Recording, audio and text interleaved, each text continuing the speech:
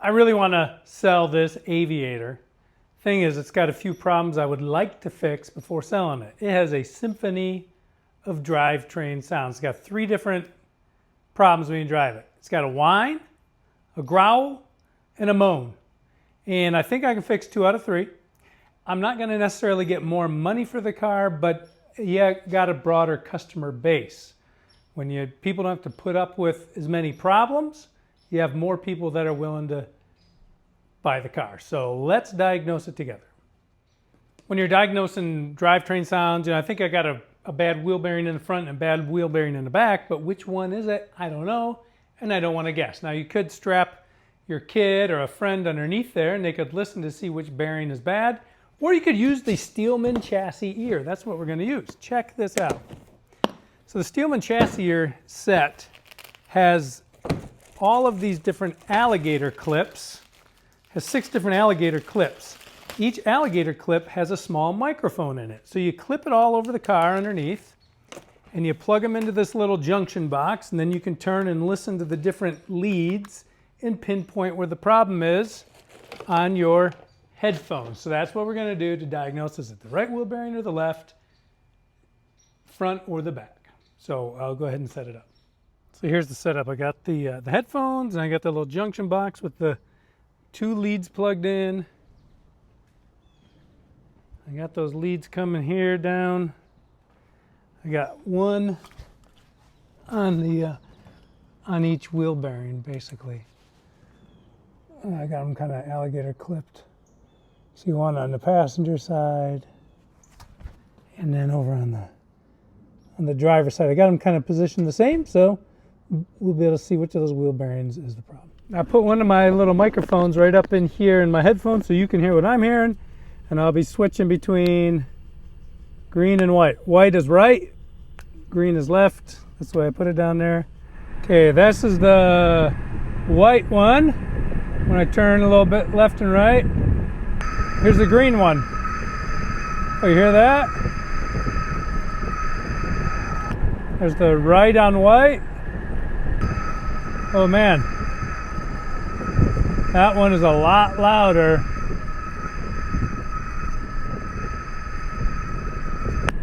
There's the right one. There's the left one. That's a big difference, I would say. Back out, and I moved the microphone clamps to the rear because we got to diagnose the rear growl in the wheel bearing. So this is the left. This is the right. Left. Right. You'll hear me sometimes. I put the brakes on. Here's some bumps, That's the brakes. What you hear right there is the brakes.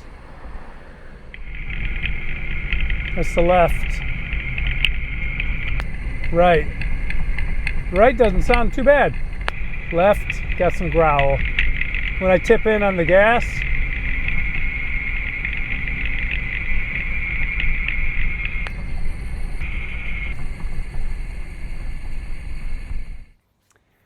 so according to our very expert, very amateur diagnosis, it sounds like I need a wheel bearing on the left side front and the left side rear.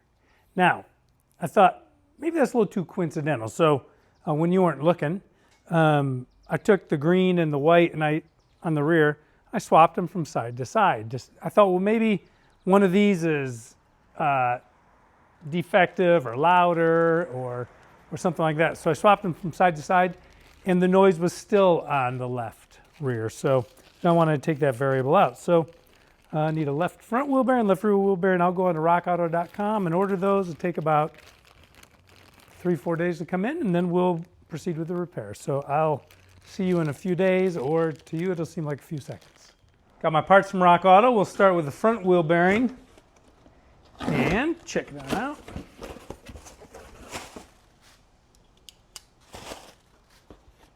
I did get the magnet.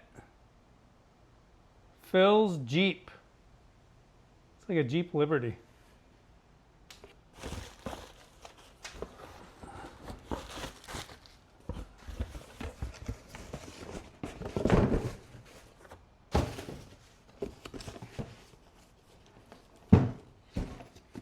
They had the Motorcraft part, which I like. I like to use the Ford factory parts when I can.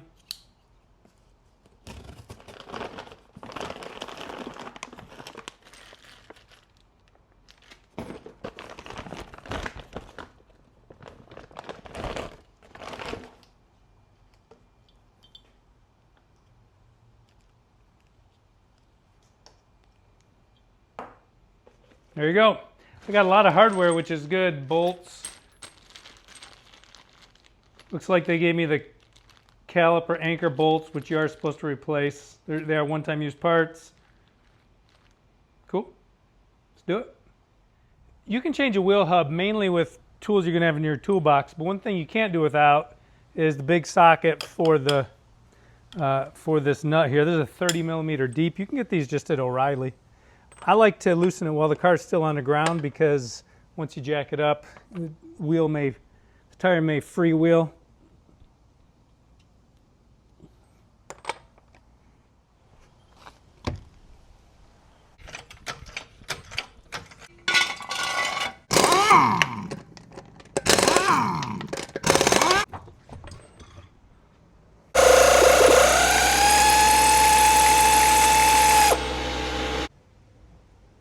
This caliper just needed a little squeeze to clear the ridge on the rotor.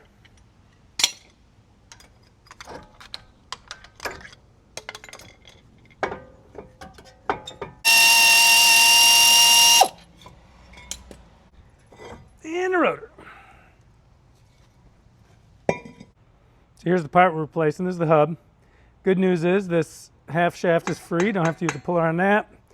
You see it's got this wire. This for the ABS sensor, goes all the way up here. That's on the new one. And then there's 3 bolts are accessed from the back side. You can see the end of it from the back side, these 3 bolts. And getting to them is one of the trickier things here.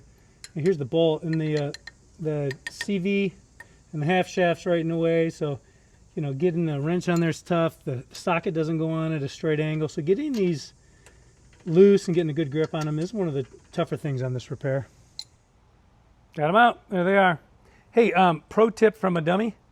I didn't realize that since I took this nut off, I can actually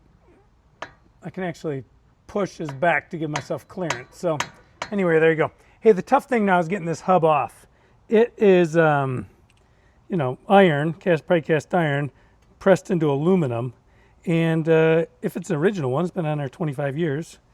Actually 22 years. Galvanic corrosion. These are really hard to get off. What I'm going to do is I'm going to hit it with my hammer and my punch. So I move this like a clock. I'm going to index it that way a few degrees. I was able to move it. You see here's the hole that matches up with this hole normally.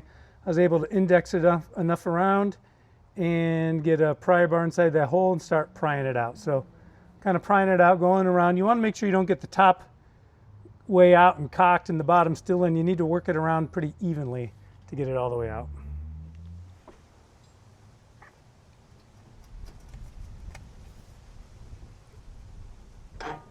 There you go. Hear that? That's the growling.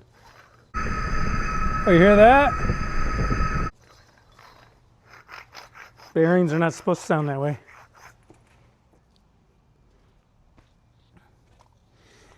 All right, time to put it together. I couldn't remember where this wire, the position of that wire, because there's 3 different ways it could go, and I wasn't sure if you knew, so I just watched the video and I saw that it goes in this position. I watched the video that we just took, so it goes there. As I mentioned, it comes with new bolts, so I'll go ahead and put those in.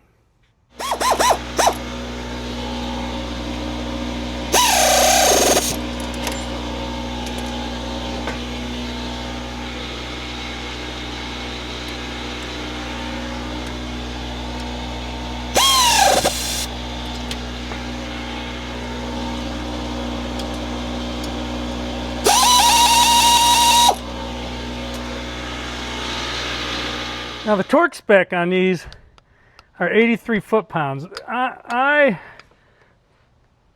It's so hard to get to them on the back side there, but I want to do the best repair I can. So I'm giving it my best try. If I see how tight 83 is on one of them, then I can just make the other ones about that same tightness, because it's really hard to get the torque wrench in here.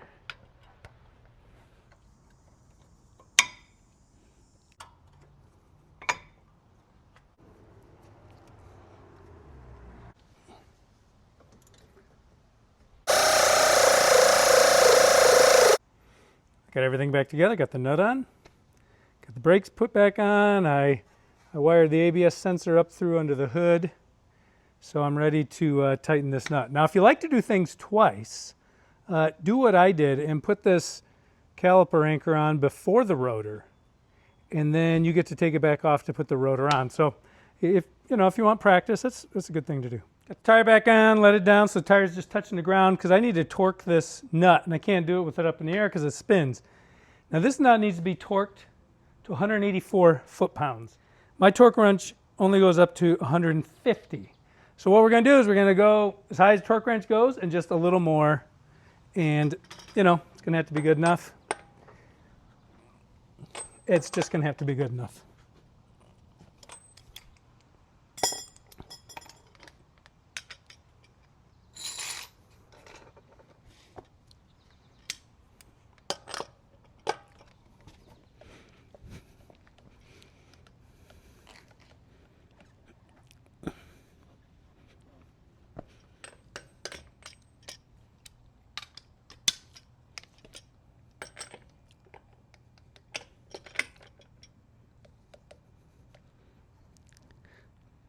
So that right there is maxing out the torque wrench at 150. So we'll go like, what do you think? How much more should we do? Like 2 clicks of the elbow or 3 clicks of the elbow? What would be another 35 foot-pounds?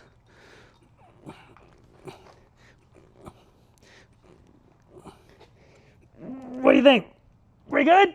180, 81, 82, 83, 84. There we go. Whew. That's it.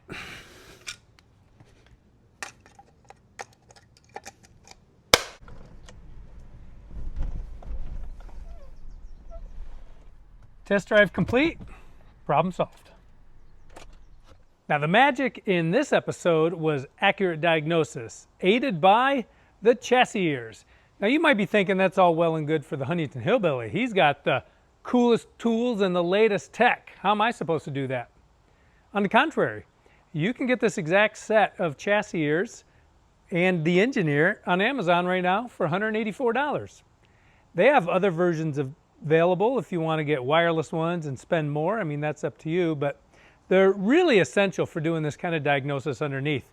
You can do any kind of squeaks, rattles, clunks. If you think, is it my ball joints? Is it a stabilizer pin? My strut bearings or strut mounts or whatever kind of clunks, squeaks, such knots and whatnots. It'll really help you with that. And what is the cost of misdiagnosis? If you start doing guesswork, you're going to spend a lot more than that pretty quick. So remember, we also had this rear wheel bearing to replace as well. But look at the time on this video. We are out of time. It's going to have to wait for another episode. We only have a few seconds left. I'll see you later. Bye.